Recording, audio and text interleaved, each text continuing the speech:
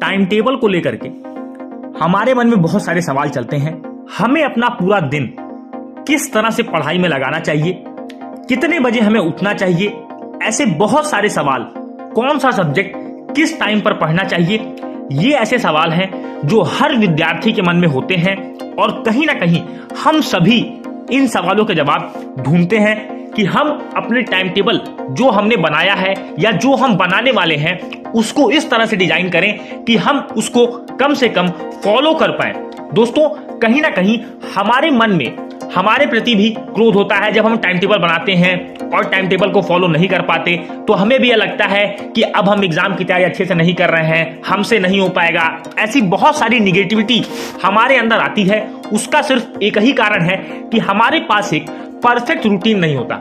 हमें यह नहीं पता होता कि हमें कितने घंटे कौन सा सब्जेक्ट को देना है, किस टाइम पे कौन सा सब्जेक्ट पढ़ना है, किस टाइम पे हमें थ्योरेटिकल और न्यूमेरिकल टाइप के सब्जेक्ट्स पढ़ने हैं, कितने बजे हमें अपने बेड से सो करके उठना है, या एक आइडियल रूटीन क्या है जो कि एक बहुत ही अच्छे स्टूडेंट का होना चाहिए, जो कि आपको एक टॉपर बना पाए एग्जाम में, या फिर आप अपने टारगेट को अचीव कर पाए।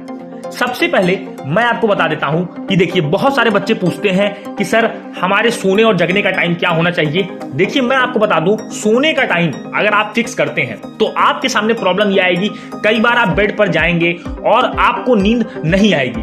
तो इसका एक ही सॉल्यूशन है कि आपको जब तक नींद ना आए तब तक आप पढ़ने का प्रयास करें। अगर आपको लगता है कि आप उस टाइम पीक पर रहेंगे और आप अच्छे से पढ़ पाएंगे, तो आपको तब तक पढ़ना है जब तक आपको नींद ना आ जाए। इसीलिए इस बात का हमेशा ध्यान रखें। हाँ, हालांकि आप एक टाइम अपना डिसाइड कर लें कि मुझे किसी भी दिन, मुझे पूरे वीक में एक टाइम पर उठना है। मैं मान लेता हूं कि अगर आप 4 बजे उठते हैं, दोस्तों अगर आप मॉर्निंग में 4 बजे उठते हैं, तो ये ऐसा टाइम है जब हमारे पास इन्वायरमेंट शांत होता है। किसी भी चीज को हम लंबे समय तक रिटेन कर सकते हैं, लर्न कर सकते हैं बहुत आसानी से, और ये सारे फैक्ट्स साइंटिफिकली प्रूवन है। आप देखते थे कि हमारे पुराने समय में भी ऋषि मुनि जो होते थे वो हमेशा अपने शिष्यों को कहते थे कि आप सूर्य के उगने से पहले अगर आप उठते हैं तो कहीं ना कहीं आपके सफल होने के चांसेस बहुत ज्यादा होते हैं। तो मान लीजिए कि आपने अपना वेकअप टाइम फिक्स कर लिया, तो अब आपको 4 बजे से लेकर के 6 बजे के बीच में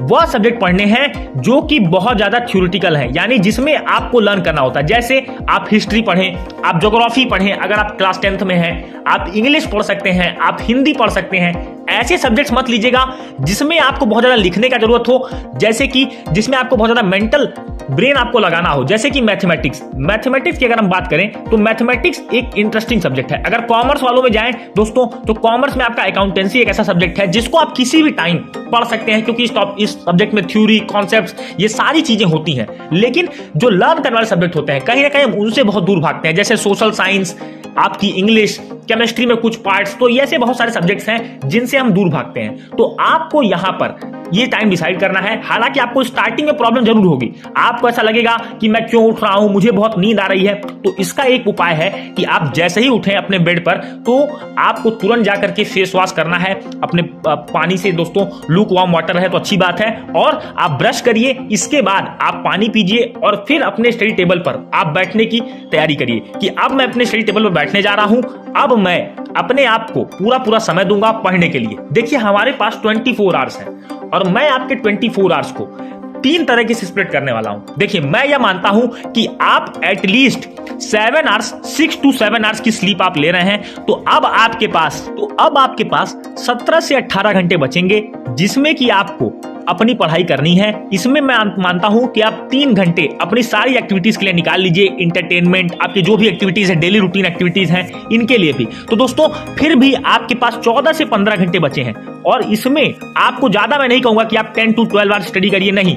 आपको डिसाइड ये करना है कि आप एटलीस्ट 8 to 10 आवर्स की स्टडी आप करेंगे, और ये आप रेगुलर इंटरवल ऑफ टाइम पे करेंगे जब तक अपने एग्जाम को आप दे नहीं लेते। क्योंकि आप देखते हो, टॉपर वही बनता है जो साल भर इक्वल मेहनत करता है। ये नहीं कि आपने एग्जाम के 9 महीने कुछ पढ़ाई नहीं की, अब आप लास्ट के 3 महीने एकदम जुट जाओगे तो आप टॉपर हो जाओगे। नहीं, आप बिल्कुल अच्छा स्कोर करोगे, लेकिन एक टॉपर की जर्नी में और आपकी जर्नी में बिल्कुल अंतर होगा, क्योंकि उसने परिश्रम ज्यादा किया है। तो कहीं ना कहीं उसको एडवांटेज बहुत ज्यादा मिलने वाला है आपके कंपैरिजन में। अब बात आती है कि आप टाइम टेबल को अपने जो आप बनाएंगे वो कैसे आप फॉलो करें। मैं आपको बता दूं, आप 8 to 10 आवर्स का टाइम टेबल बनाइए। अब आपको ये फिक्स करना है कि किस सब्जेक्ट को किस टाइम आपको पढ़ना है। तो मैं आपको बताता हूं 3 स्लॉट। देखिए, आपको मॉर्निंग, आफ्टरनून और नाइट ये आपको लेना है। आप देखिए, मॉर्निंग में आप वो सब्जेक्ट लीजिए, जैसे मान लीजिए आप 4 बजे उठते हैं तो आप 4:30 बजे से लेकर के लगभग 7 बजे तक आप वो सब्जेक्ट लीजिए जो आपको टिपिकल लगता है, जो आपको लर्न करने में परेशानी होती है। इसके बाद आप थोड़ा सा न्यूमेरिकल टाइप और थ्योरेटिकल टाइप सब्जेक्ट लें, जैसे फिजिक्स की बात करें, केमिस्ट्री की बात करें। अगर आप मॉर्निंग के टाइम बात करें तो आप बायो ले सकते हैं, अगर आप बायोलॉजी के स्टूडेंट हैं।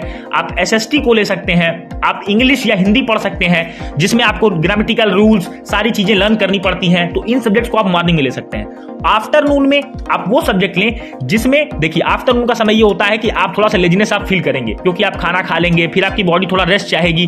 तो इससे बचने के लिए आप ऐसे सब्जेक्ट को लें जो आपका सब्जेक्ट कहीं ना कहीं आपको दिमाग लगाना है, तो आप आफ्टरनून में मैथमेटिक्स को आप ले सकते हैं। मैथमेटिक्स एक ऐसा सब्जेक्ट है जो कि आपको कहीं ना कहीं बोर नहीं होने देगा और आपका कॉन्सेंट्रेशन बना के रखेगा। या फिर आप फिजिक्स के न्यूमेरिकल पार्ट करें, क्योंकि ये कहीं ना कहीं आपके ब्रेन से, आपकी हैंड आई कोऑर्डिनेशन पर डिपेंड करेंगे। आपको अपना फॉर्मूला लगाने के बाद सोचना होगा कि हाँ, ये फॉर्मूला जो आपने अप्लाई किया है वो सही है नहीं। आपको फॉर्मूला पूरा समझना होगा। न्यूमेरिकल आप पढ़ेंगे तो फॉर्मूले में एक एक टर्म आपको पता होना चाहिए। तो ये कहीं ना कहीं आपको बोर नहीं होने देंगे, क्योंकि आप मेंटली पूरी तरह से इन्वॉल्व हो और आप इन क्वेश्चंस को बहुत ज्यादा डीपली समझोगे, सॉल्व करोगे, तो आपको नींद बिल्कुल भी नहीं आने वाली है। अब बात करते हैं कि मॉर्निंग के लिए आपने चूज कर लिया, फिर आप आफ्टरनून में, तो मॉर्निंग में कम से कम, अगर मान लीजिए आप 4 बजे उठ रहे हैं तो यहीं पर अपने स्लॉट को आप पूरा कीजिए। आप मिनिमम से मिनिमम 8 बजे तक आप पढ़ें, क्योंकि 4 घंटे का स्लॉट आपका यहीं पे पूरा होगा। अब बात आती है कि आफ्टरनून में, तो देखिए, आफ्टरनून में मैं बात करूं, अगर 12 बजे के समय के बाद तो आप 2 घंटे की पढ़ाई करें।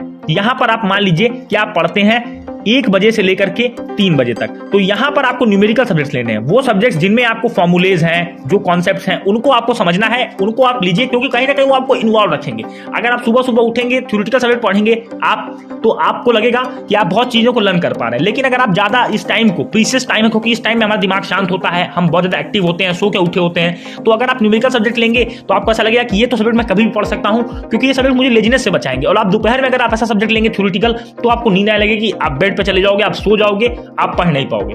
अब बात आती है कि आपको इवनिंग या नाइट में, दोस्तों अगर मैं बात करूं तो मैं मानता हूं कि 7 बजे से लेकर के 9 बजे के बीच में अगर आप चाहते हैं तो आप फुल टाइम जो आपने पढ़ा है आज का रिवीजन करिए, और कोई अदर सब्जेक्ट आप पढ़ना चाहते हैं तो आप उस सब्जेक्ट को ले सकते हैं। तो इस हिसाब से आप एक दिन में चाहें तो 2 से 3 सब्जेक्ट आप बहुत आसानी के साथ, बहुत ही कम एफर्ट में आप पढ़ सकते हैं। तो दोस्तों, ये कुछ सवाल थे जो आपको बहुत ज्यादा परेशान करते हैं, जिनकी वजह से आप किसी भी टाइम टेबल को फॉलो नहीं करते। उम्मीद है कि यह वीडियो आपके हर सवाल का जवाब देने में बिल्कुल सक्सेसफुल रहा होगा। अगर आपको वीडियो अच्छा लगा है तो वीडियो को लाइक करें, चैनल पर पहली बार विजिट किया है तो चैनल को सब्सक्राइब कर दीजिएगा, नोटिफिकेशन बेल को जरूर टैप करिएगा। मिलेंगे अपने अगले वीडियो में, तब तक के लिए जय हिंद, वंदे मातरम।